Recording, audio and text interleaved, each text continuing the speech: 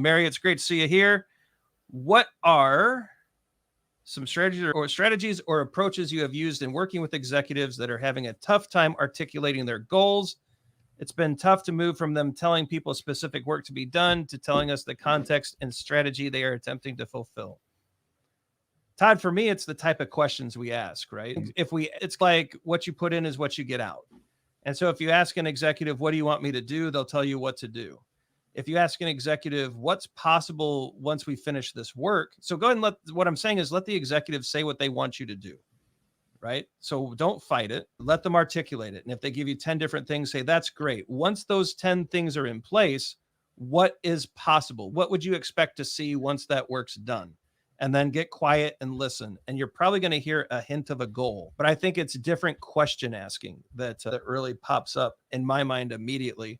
Todd, what do you think? Tread lightly, because they might not have a strategy, right? They might want to hold that strategy, if they do have it, tight to the vest. The second they really make it clear and they make it their decision, their skin's on the line. I'm not trying to say they're bad people. This is new to them, right? They're used to commanding and controlling, and that's where they've made a career out of. It's not motivating to the people that report to them or the chain that goes up. But I've tread around this before and made the mistake of going at it too fast, too hard, and to find that their strategy wasn't clear, developed, or they just didn't want to share it because it really put them on the hook. So I would tread lightly and warm into this conversation. I wouldn't go at it like a bull, because I have before, and it hasn't worked out that well for me. So, yeah. And I didn't cause the change that I was looking to cause, right?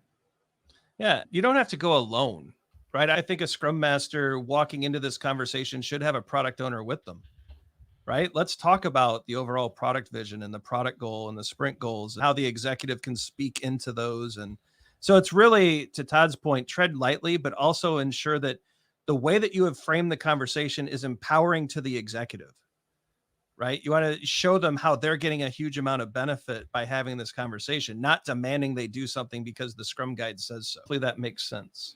Yeah. And then on top of that, I think to mention too, the alignment and strategy of goals and how the impacts of behaviors come all the way down, right? If you make this clear, you stick your neck out and it's unbelievably clear, every single thing that we do in this area of the company for this product, it creates alignment. Everything we need to do has to be aligned there. Yeah. Great question.